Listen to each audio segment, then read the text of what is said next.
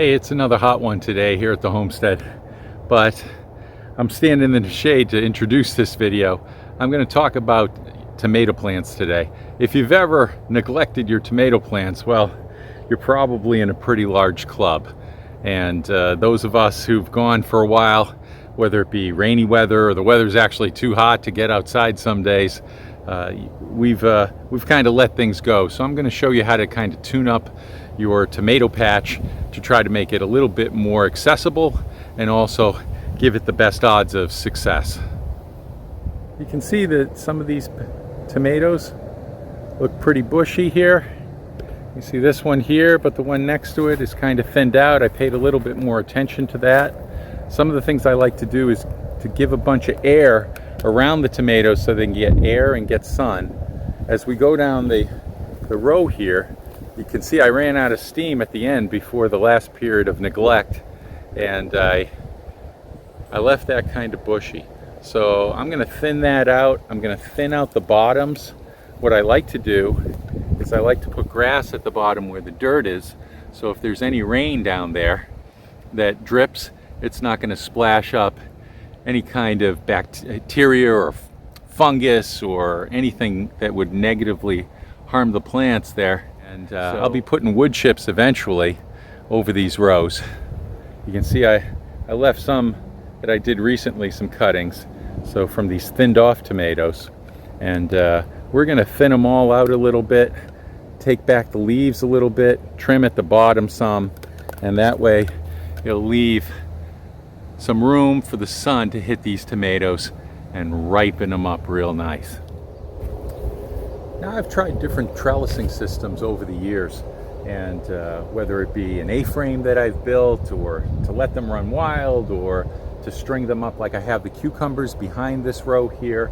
But over time I found the weight of all the tomatoes, especially when they're in good soil that has plenty of compost and plenty of robust microorganisms below the ground, they grow like crazy here, and the weight is just too much. So I got these strong T-posts, and I used to put them two to a T-post, one plant on either side, but now I'm trying just one to a T-post, and they seem pretty happy. So this one here though, I've kind of neglected, and I see that it's starting to fall over into the plant next to it.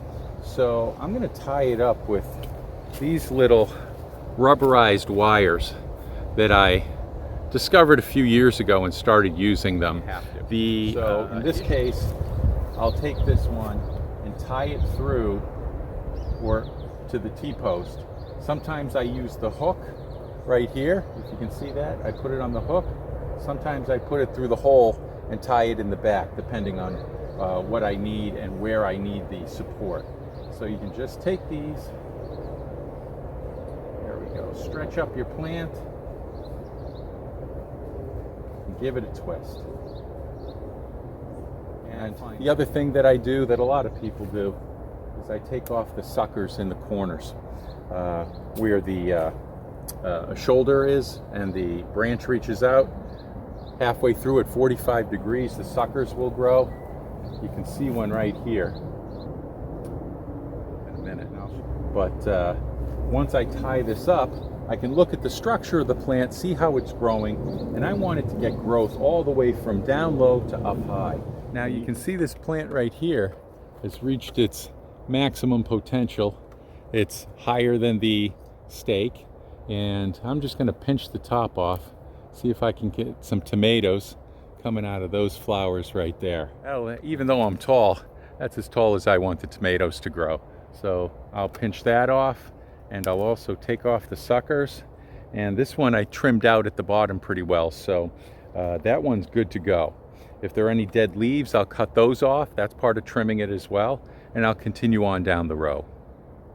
Well, to get started, I just cut a bunch of these rubberized wires. They're called bond wires, soft wire ties. If you can see that. So I found them to be very helpful and very easy to use. And I forget what they cost, but for me, they're the right thing. I know a lot of people use rope, string, pantyhose, use whatever you want. But I like these, and at the end of the year, yeah, I got to take them off, but that's all right with me. And I use them year after year, and they stay flexible over the years. I've had these like 3 years, and they're still flexible and still good. So they're a good product. I'll recommend them.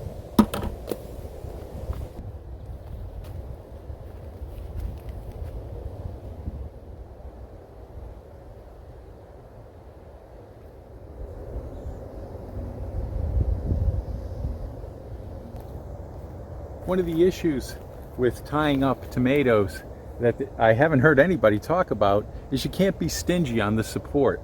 You got a nice strong T-post here to support your tomatoes. You've got some great ties here to use. Use a bunch of them. So those tomatoes are going to get heavy. At some point you'll come out in the morning and the tomatoes will be so heavy that the plant will break because it fell down. So over the years I've learned, don't try to be too frugal.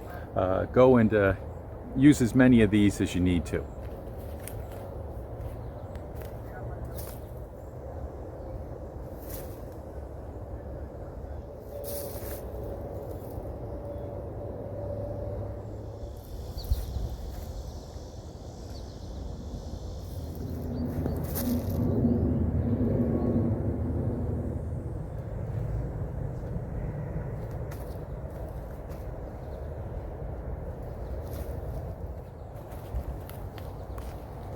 So I'm a little embarrassed to say that I've been using the SUN method on this, S-U-N. I believe that stands for sheer utter neglect. It turns out that this plant has fallen into that one. This plant has fallen into the end one. So it's a bit of a jungle here. And I'm gonna have to figure out which plant is which and unravel the puzzle in order to make this plant, these couple of plants here at the end of the row, productive. So now that we've cleaned up a little, you can see the bottom of the plants are open, which allow for a lot more airflow to help prevent disease. You can see they're all tied up and secured, especially these last 3 poles on the end. They were all falling into each other, and one of them had a sucker growing off it that ended up having a number of different fruits on it. So I decided to keep it, and I tied it to the back. In the back over here, those tomatoes are on the sucker, so I decided to keep it, and I just tied it to the back. So it'll be all right. Some of these plants, when you get out here, you start to notice differences. These 2 plants are exactly the same, this one and this one. But this one, they're both early girl tomatoes. This one has a lot of greenery, but just a couple tomatoes down bottom. And this one has a ton of tomatoes. So I don't know exactly what's going on there. If you have any ideas, leave them in the comments. But overall, some of them are 6 feet high already, and some have of the same species. Their growth is a little stunted, so maybe they weren't getting enough water or sun, or maybe there was something going on. Especially this one down at the end by my bucket. It's all empty pole. It's got a bunch of tomatoes growing on it, which look great. This was supposed to be an Amish paste, but it doesn't look like an Amish paste like this one does. And that one's growing very well. So anyway, if you have any ideas as to what could stimulate their growth or what kind of tomato that is, let me know. So, but overall, they're looking healthy, and now they're aired out, and I already picked a few of these Sun Gold tomatoes, and we'll have those in the salad for lunch here today. But I better get inside because the thunderstorms they promised are coming. So I hope you learned something about tomatoes today, and trimming them, pruning them. Don't be afraid to prune at all. Make sure you get those suckers off there. Give it plenty of room around the bottom. Take off some leaves. Don't go crazy, but don't be afraid to take the leaves off of there and prune it down. And I hope you learned something today. So for now, this is Scott from the X-Fed Homestead. We'll see you next time.